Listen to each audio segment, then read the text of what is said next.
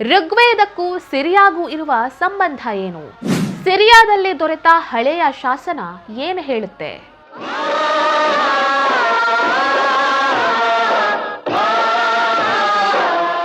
ಸಿರಿಯಾದ ನಿಕಲ್ ದೇವತೆಗೂ ಭಾರತದ ಲಕ್ಷ್ಮೀ ದೇವಿಗೂ ಒಂದು ಸಾಮ್ಯತೆ ಇದೆ.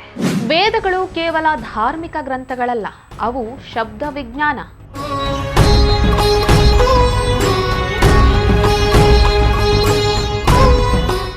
ನಮಸ್ಕಾರ. ಇವತ್ತು ನಾನು ಇತಿಹಾಸದ ಒಂದು ರೋಚಕ ಪುಟವನ್ನ ನಿಮ್ಮ ಮುಂದೆ ತೆರೆದಿಡಲಿದ್ದೇನೆ. ಭಾರತದ ಅಸ್ಮಿತೆ ಋಗ್ವೇದಕ್ಕೂ ಮತ್ತು ಸಾವಿರಾರು ಕಿಲೋಮೀಟರ್ ದೂರದಲ್ಲಿರುವಂತಹ ಸಿರಿಯಾ ದೇಶಕ್ಕೂ ಇರುವಂತಹ ನಂಟೇನು? ಇತ್ತೀಚೆಗೆ ನಡೆಸಿದಂತಹ ಒಂದು ಸಂಶೋಧನೆ ಇಡೀ ಜಗತ್ತನ್ನೇ ಬೆಚ್ಚಿ ಬೀಳಿಸಿದೆ. ಸಿರಿಯಾ ದೇಶದ ಮಣ್ಣಿನಡಿಯಲ್ಲಿ ದೊರೆತಂತಹ ಕೆಲವೊಂದಿಷ್ಟು ಶಾಸನಗಳಲ್ಲಿ ವೇದ ಮಂತ್ರಗಳ ಲಯ ಕೇಳಿ ಬರ್ತಾ ಇದೆ. ಇದು ಕೇವಲ ಕಾಕತಾಳೀಯನೋ ಅಥವಾ ಇಡೀ ಅಖಂಡ ಭಾರತದ ಸಾಂಸ್ಕೃತಿಕ ಪ್ರಭಾವನೋ? ಇದರ ಹಿಂದಿರುವಂತಹ ಸತ್ಯಾಸತ್ಯತೆಗಳನ್ನು ಇವತ್ತಿನ ವಿಡಿಯೋದಲ್ಲಿ ನೋಡೋಣ. ಅದಕ್ಕೂ ಮೊದಲು ನೀವಿನ್ನೂ ನಮ್ಮ ಹೊಸದಿಗಂತ ಡಿಜಿಟಲ್ ಚಾನಲನ್ನು ಸಬ್ಸ್ಕ್ರೈಬ್ ಮಾಡ್ಕೊಳ್ಳಿಲ್ಲ ಅಂದರೆ ದಯವಿಟ್ಟು ಸಬ್ಸ್ಕ್ರೈಬ್ ಮಾಡಿ. ಇನ್ನು ಇಂಥದ್ದೇ ಹೆಚ್ಚಿನ ಆಸಕ್ತಿಕರ ಮಾಹಿತಿಗಳಿಗಾಗಿ ಪಕ್ಕದಲ್ಲೇ ಇರುವಂತಹ ಬೆಲ್ ಐಕನ್ ಅನ್ನು ಪ್ರೆಸ್ ಮಾಡಿ. ಮಿತಾನಿ ಸಾಮ್ರಾಜ್ಯ ಮತ್ತು ಉಗಾರಿತ್ ಅನ್ವೇಷಣೆ.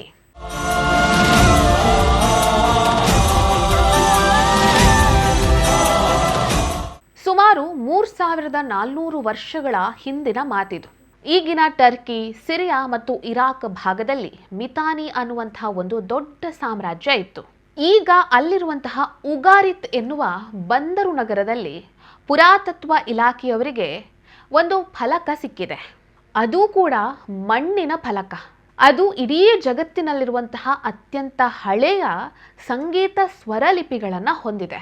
ಈ ಒಂದು ಫಲಕವನ್ನು ಸಂಶೋಧಕರು ಸೂಕ್ಷ್ಮವಾಗಿ ಗಮನಿಸಿದಾಗ ಅವರಿಗೆ ಅದರಲ್ಲಿ ಒಂದು ದೇವತೆಯ ಪ್ರಾರ್ಥನೆಯನ್ನ ಮಾಡಿರುವುದು ಕಂಡುಬರುತ್ತೆ. ಯಾವ ದೇವತೆ ಅಂದರೆ ನಿಕಲ್ ಅನ್ನುವಂತಹ ಒಬ್ಬ ದೇವತೆ. ಈ ನಿಕಲ್ ದೇವತೆ ಅಂದರೆ ಯಾರು ಗೊತ್ತಾ? ಫಲವತ್ತತೆ, ಬೆಳೆ ಮತ್ತು ಸಂತಾನದ ದೇವಿ. ಈ ನಿಕಲ್ ದೇವತೆ ಭಾರತೀಯರು ಆರಾಧಿಸಿಕೊಂಡು ಬಂದಿರುವಂತಹ ಲಕ್ಷ್ಮೀ ದೇವಿಗೆ ಬಹಳ ಹೋಲಿಕೆ ಇದೆ. ಇಲ್ಲಿ ಗಮನಿಸಬೇಕಾಗಿರುವಂತಹ ಇನ್ನೊಂದು ಆಶ್ಚರ್ಯಕರ ಸಂಗತಿ ಏನು ಅಂತ ಹೇಳಿದ್ರೆ, ಆ ಲಿಪಿ ಏನಿದೆ, ನಿಕಲ್ ದೇವತೆಯ ಬಗ್ಗೆ ಬರೆದಿರುವಂತಹ ಏನು ಸ್ವರ, ಸಂಗೀತದ ಲಿಪಿ ಏನಿದೆ, ಅದನ್ನ ಹಾಡುವಾಗ ಅದರಿಂದ ಹೊರಬರುವಂತಹ ಸ್ವರ ಅಥವಾ ಲಯ ಏನಿದೆ, ಅದು ಋಗ್ವೇದದಲ್ಲಿರುವಂತಹ ಮಂತ್ರಗಳಿಗೆ ಹೋಲಿಕೆ ಆಗ್ತಾ ಇದೆ. ವೈಜ್ಞಾನಿಕ ವಿಶ್ಲೇಷಣೆ ಮತ್ತು ಲಯದ ಮಹಿಮೆ.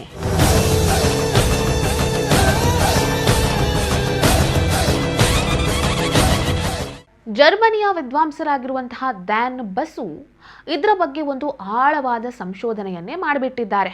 ಸಿರಿಯಾದಲ್ಲಿ ದೊರೆತಂತಹ ಮಣ್ಣಿನ ಫಲಕದಲ್ಲಿರುವಂತಹ ಕೆಲವೊಂದಿಷ್ಟು ಸಂಗೀತ ಲಿಪಿಗಳಿಗೂ ಮತ್ತು ಋಗ್ವೇದದ ಮಂತ್ರಗಳಿಗೂ ಯಾವ ರೀತಿ ಹೋಲಿಕೆ ಆಗುತ್ತೆ ಅನ್ನೋದ್ರ ಬಗ್ಗೆ ಅವರು ಸಂಶೋಧನೆಯನ್ನ ಮಾಡಿದ್ರು. ಅವರು ಋಗ್ವೇದದಲ್ಲಿರುವಂತಹ ಮಂತ್ರಗಳು ಮತ್ತು ಸಿರಿಯಾದಲ್ಲಿ ದೊರೆತಿರುವಂತಹ ಈ ಮಣ್ಣಿನ ಫಲಕದಲ್ಲಿರುವಂತಹ ಸಂಗೀತ ಲಿಪಿಗಳನ್ನ ಕಂಪ್ಯೂಟರ್ ಮೂಲಕ ವಿಶ್ಲೇಷಿಸಿದಾಗ ಒಂದು ಸತ್ಯ ಹೊರಗಡೆ ಬಂದಿದೆ. ಈಗ ಈ ಜರ್ಮನ್ ವಿದ್ವಾಂಸ ವಿಶ್ಲೇಷಿಸಿರೋದನ್ನ ನಾವು ಅರ್ಥ ಮಾಡ್ಕೊಳ್ಬೇಕು ಅಂದ್ರೆ ನಮಗೆ ಛಂದಸ್ಸು ಅಂದ್ರೆ ಏನು ಅಂತ ಗೊತ್ತಿರಬೇಕು.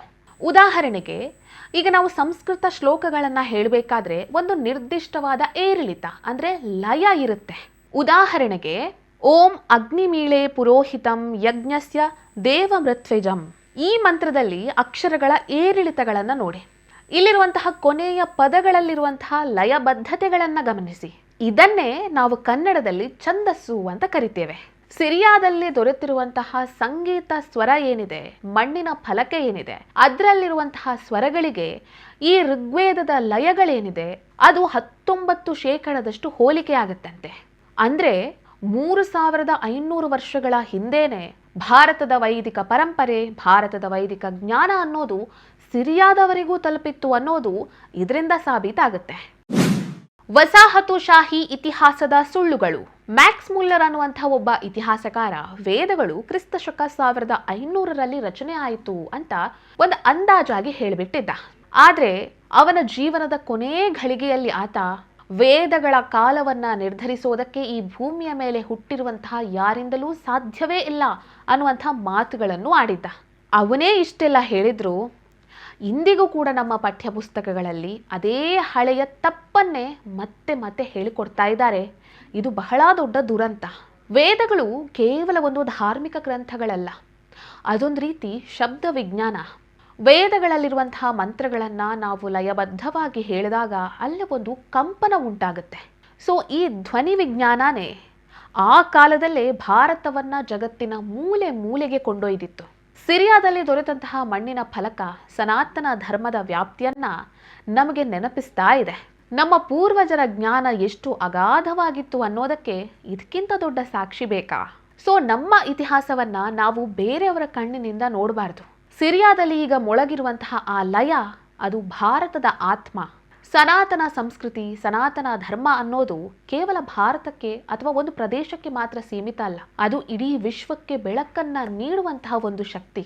ಈ ಮಾಹಿತಿ ಬಗ್ಗೆ ನಿಮಗೇನು ಅನಿಸುತ್ತೆ ಅದನ್ನ ಕಮೆಂಟ್ ಬಾಕ್ಸ್ನಲ್ಲಿ ತಿಳಿಸಿ.